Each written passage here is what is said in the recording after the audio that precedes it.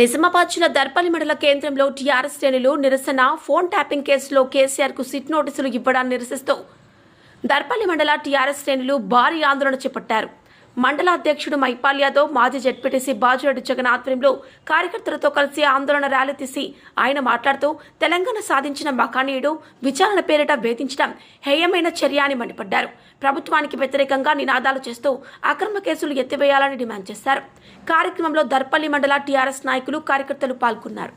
Rural reporter Prasad, దృశ్యం news, Darpalli మండలం. 2000 నుంచి 4000 చేస్తాను. కేసీఆర్ ని గెలిపించుంటే కేసీఆర్ గారిని గెలిపించి ఇప్పుడు మనకు 3000 ఇస్తుండే, వచ్చే సంవత్సరం 4000 చేస్తుండే. కానీ మనం నమ్మలేదు. ఈరోజు మనకు ఒక ఫ్రీ బస్ ఇచ్చిండు. మరి సమ్మక్క సారక్క జాతరలో కూడా బస్సులు లేవు.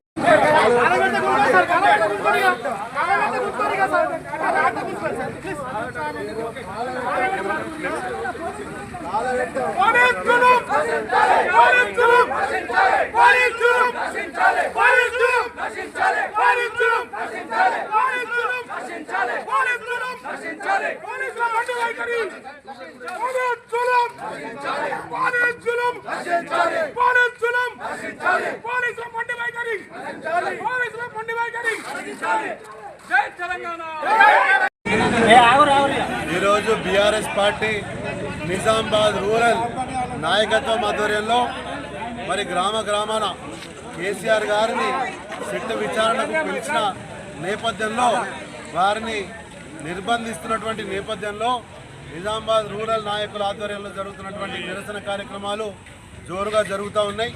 ఈరోజు అదే కార్యక్రమంలో భాగంగా ఈరోజు కేసీఆర్ గారి పట్ల కానీ, కేటీఆర్ గారి పట్ల కానీ, మరి మా నాయకులు హరీష్ రావు గారి పట్ల కానీ, ఇతర బీఆర్ఎస్ పార్టీ నాయకులు ఈరోజు మున్సిపల్ ఎన్నికల్లో ఎక్కడ తిరిగి కాంగ్రెస్ పార్టీ బండారం బయలు చేస్తారని భయపడి మరి రైతుల పట్ల, మహిళల పట్ల, మరి యువతుల పట్ల వారు ఇచ్చినటువంటి హామీలు ఇవ్వకపోగా మరి ఈరోజు మా నాయకులు మాట్లాడుతుంటే వారు నోరు నొక్కే ప్రయత్నం చేస్తూ ఉన్నారు.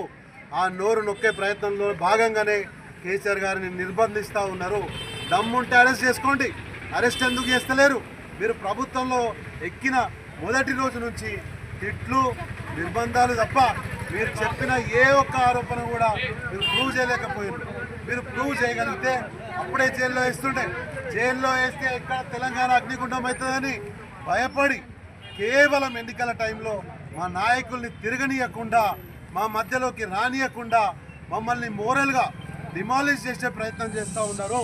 కేసీఆర్ గారు కాదు ఉద్యమాన్ని నడిపింది అప్పుడు ప్రజలు. కేసీఆర్ గారు వెనుకొండి నడిపించిండు. అప్పుడు ప్రతి ఒక్క సైనికుడు రోడ్లెక్కిండు, వంటలు చేసిండు, సకల జనుల సమ్మె చేసిండు, తెలంగాణ సాధించిండు. కేసీఆరే రావాల్సిన అవసరం లేదు. మున్సిపాలిటీలకు మేము తరలి వెళ్తాం, మేము గ్రామాల నుంచి వెళ్తాం. మా మహిళా సోదరిమణులు వారు ఆవేదన వ్యక్తం చేస్తూ ఉన్నారు. మేమందరం కూడా ఇక్కడి నుంచి వెళ్ళి మిమ్మల్ని మీ బట్టలు ఉడదీయకపోతే మా పార్టీ బీఆర్ఎస్ పార్టీ కాదని చెప్పి మేము ఈ సందర్భంగా తెలియజేస్తూ ఉన్నాం. మా నాయకులందరూ కూడా కడుపు పంటుతూ ఉన్నారు. గెలిచిన సర్పంచ్లను ముంచుకపోతున్నారు. మున్సిపాలిటీలో నిలబడ్డటువంటి మా నాయకులను కూడా కిడ్నాప్ చేసి లేకపోతే బీఫామ్ ఇస్తారని భయంతో వాళ్ళను కూడా తీసుకుపోయి మీరు దాచిపెడతా ఉన్నారు. మరి ఇన్ని రకాలుగా మీరు కాన్స్పిరసీ చేస్తున్నారు. దమ్ముంటే హామీలు నెరవేర్చి ఎన్నికలు గెలవాలని చెప్పి ఈ సందర్భంగా తెలియజేస్తూ